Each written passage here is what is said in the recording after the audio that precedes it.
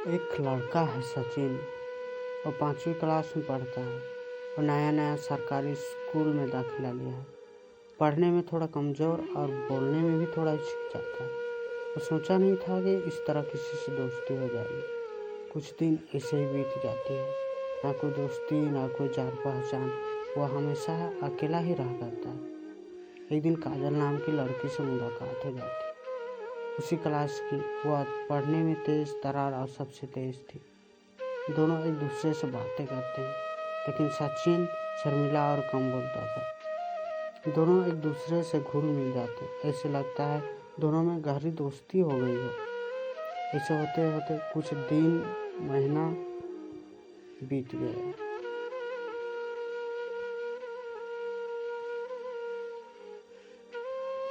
अब तो दोनों एक दूसरे को जानने समझने लगे हैं। दोनों साथ साथ रहने लगे हैं। दोनों मिले बिना दिन का शुरुआत ही नहीं होता। सचिन का घर स्कूल से काफ़ी दूर है, इसलिए कभी कभी देर से पहुंचता है। तो उधर सचिन काजल इंतजार में खोई रहती, जिसमें फूल मुरझा गई है। उसी तरह सचिन आज भी देर से पहुंचा। देर से आते देख काजल 100 सवाल करने लगी। कहाँ थे तुम इतना देर? क्या कर रहे थे?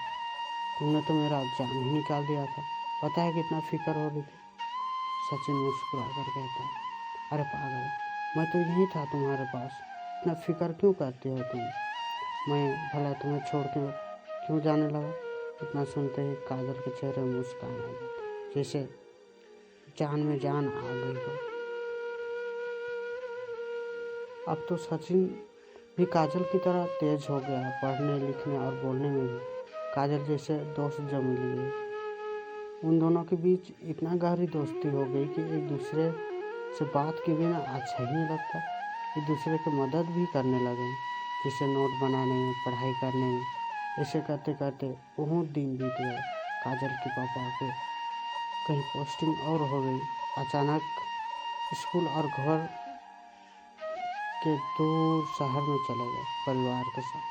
सचिन काजल को देखने के लिए बेचैन होता है।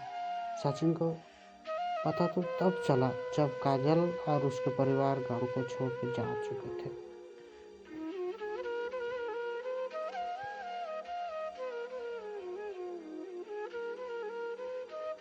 ये बात सुनकर सचिन उदास हो गया, जैसे लग रहा था अंदर से टूट रहा है।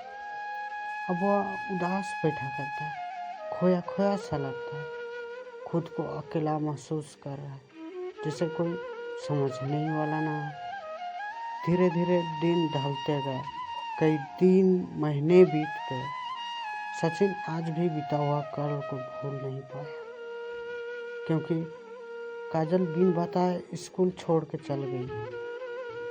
ना कोई कॉल, ना कोई मैसेज, ना कोई चिट्ठी छोड़ गई। काजल के गांव छोड़ जाने के बाद उसका कुछ पता ही नहीं चला कि आखिर कहाँ गई है। उसके बाद काजल सचिन से मुलाकात कभी नहीं हुई। उसको बहुत ढूंढने की कोशिश की, लेकिन कुछ पता ही नहीं चला। अब सचिन पुरानी यादों को धीरे धीरे भूल रहा था और अपने पढ़ाई पर फोकस करने की कोशिश कर रहा था। ऐसे करते करते कुछ दिन महीने साल बीत गए। अब तो सचिन अपना कॉलेज भी पूरा कर चुका है। वो नौकरी की तलाश में कुछ करना चाहता है, लेकिन फिर भी उसकी याद की पीछा नहीं छूट पाया। कभी कभी खुद को अकेला महसूस करता है। सचिन भी अब गांव छोड़कर शहर आ गया। काजल को देखे हुए 15 साल कुछ महीने बीत चुके थे। कभी कभी काजल की याद आ जाती थी। सचिन को अचानक कुछ चीज़ों की ज़रूरत पड़ी, जो ना चाहकर भी उसको जाना पड़ा, या फिर उसकी किस्मत ही खींच लाई है। वो टाउन की ओर निकल गया। सचिन सड़क किनारे होकर किसी चीज़ को निहार रहा था। तभी एक सुंदर सी लड़की उसका नज़र पड़ गया। उसको देखते ही सचिन का दिल जोर से धड़कने लगा। सचिन को ऐसे लग रहा था कि इस लड़की से कहीं ना कहीं मुलाकात जरूर हुआ है। सचिन उसके पास जाने से, बात करने से मजबूर हो गया। पास जाकर देखा तो वह सुंदर सी लड़की कोई और नहीं, वही 5 क्लास वाली काजल है। सचिन काजल एक दूसरे को देखते ही रहे, नज़र हटने का नाम ही नहीं ले रहे थे। दोनों के आंखों में आंसू भर आए। कई वर्षों के बाद जो मिले थे, दोनों को लग रहा था जैसे पुरानी यादें ताज़ा हो गई हो। दोनों मिलकर बहुत खुश हुए। दोनों को काफ़ी समय तक एक दूसरे से बात की, एक दूसरे को समय दिए। फिर क्या था, काफ़ी देर होने के बाद भी साथ रहे।